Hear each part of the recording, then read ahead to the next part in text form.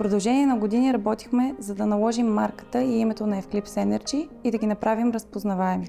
Успехът на Eclipse Energy се дължи на това, че е семейна фирма и всеки един от нас вложи своите усилия да превърнем компанията в водещ пазарен лидер в България и Европа. Когато в продължение на години сме се борили за да привлечем клиенти, сега да отказвам проекти не е лесно. Внимателно подбираме клиентите и проектите, с които се ангажираме. За нас е важно винаги да предоставяме високото качество, което се очаква от нас.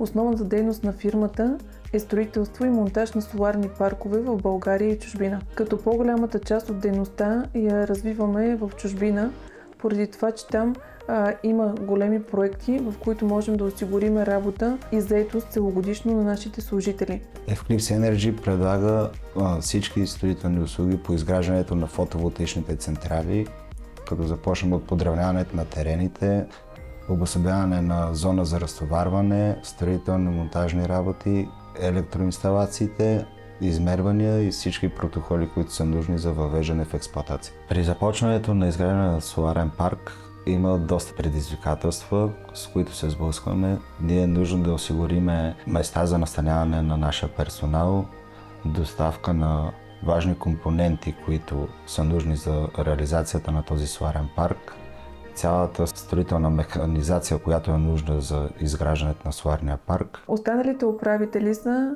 брат ми Иван Рашев, братовчетка ми Елена Педова и братовчет ми Иво Рашев. Всеки един от нас изпълнява различна функция във фирмата и може би затова постигнахме общия успех. Аз отговарям главно за финансовата дейност на компанията и човешките ресурси. Елена пое връзките с инвеститорите, обсъждането и изключването на договорите. Работата на Иво и Иван е свързана с техническото изпълнение на обектите и тяхното управление. Занимавам се с изграждане на фотоволтаични паркове и отговарям за механизацията и логистиката на обектите. Да си част от семейна фирма има своите предимства. Естествено, много по-лесна е комуникацията. Често се виждаме, често прекарваме дори и свободното си време заедно. Познаваме се достатъчно добре, за да знаем как да комуникираме ефективно. Има и своите минуси. Нашите семейни обяди често се превръщат в работни срещи. Естествено, много по-лесно е да имаш спор с някой, който добре познаваш и който знаеш, че няма да ти се разсърди, ако изкажеш мнение различно от неговото. Ние просто сме израснали заедно. Ние не сме живяли както повечето хора като братовчеди, нали, каквито сме отделно. Ние сме били винаги заедно. Бяхме възпитани от родителите ни да има уважение и доверие. Може би има моменти, в които да сме недоволни един от друг, но тези моменти минават в името на общата цел да изградиме фирма, която да продължи през годините. В началото започнахме с проекти в Турция и Йордания. Скоро обаче разбрахме, че отворените граници в Европа всъщност ни дават много по-голямо поле за развитие. Първият европейски проект, който направихме, беше в Германия. Започнахме с малък 700 киловатов покрив. Много скоро след това започнахме и по-големия си проект, отново покрив и отново в Германия, но вече 2 мегавата.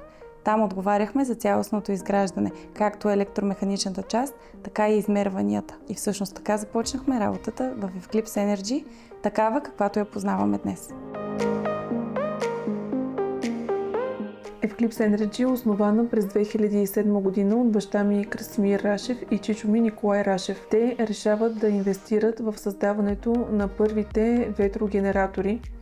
През 2007 година е монтиран първият ветрогенератор с АК-16, а малко по-късно, след като виждат, че инвестицията е много добра, поставят още 2 ветрогенератора. 3 години след създаването на вятърния парк, те решават да инвестират в създаването на ВЕЦ Печево. Съответно, в продължение на инвестицията от вятър и вода идва идеята компанията да се развива в сферата на соларните паркове.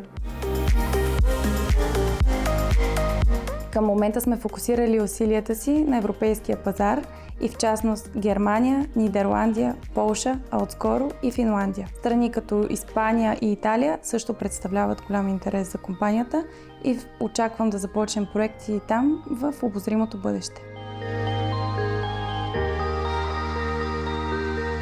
Нашата компания покрива всички възможни сегменти в фотоволтаичните централи. Наземните фотоволтаични централи са по-предпочитани от всички инвеститори, защото са по-лесни за изпълнение и не на последно място по-бюджетни. В портфолиото си имаме няколко агрофотоволтаични централи в Германия, Нидерландия и Австрия. По-специфичното на тези проекти е, че земята може да се използва едновременно както за земеделие, така и за производство на зелена енергия. В зависимост от културите, които се отглеждат, слънчевите панели могат да се поставят хоризонтално и вертикално. Ние сме изграждали плаващи централи в Нидерландия и Белгия. Плаващите електроцентрали се изграждат върху езера и промишлени водоеми, върху плаващи конструкции. Компаниите, които инвестират в плаващи фотоволтаични електроцентрали, са голями промишлени предприятия, които не разполагат с покривни площи. Затова те използват промишлените си водоеми. Хората, които работят в Eclipse Energy, са изцяло български граждани. В някои от проектите се налага да ползваме и местни, но това е в много редки случаи. В екипа на Eclipse Energy повечето от работниците с 15 години трудов стаж в строителството и монтажа на фотоволтаични централи. Фирмата стартира с 4 управителя и 10 служителя, като към днешна дата мога да кажа, че сме 4 управителя и 300 служителя. Много трудно се управлява компания с 300 човека. Това е свързано с една голяма организация, първо по тяхното назначаване. Преди това е техния подбор. Ние трябва да избереме хора, които физически могат да издържат на тази работа, защото всеки си мисли, че това е лесна работа, но в действителност има много трудни обекти, както в момента обекта ни в Финландия. Теренът е много лош. Трудни ситуации възникват винаги по време на работа. Изискванията в различните държави винаги са различни, бюрокрацията е различна, съответно ние трябва да можем да отговорим на нуждите на съответния пазар. Клиентите също имат своите специфични изисквания и трябва да посрещнем и тях. Имали сме клиенти с свръхизисквания относно работата на командировани в чужбина работници. И тук идва моята задача. Да им докажа, че документите, които им предоставяме, са напълно достатъчни, за да позволяват на нашите служители да работят и пребивават в чужбина.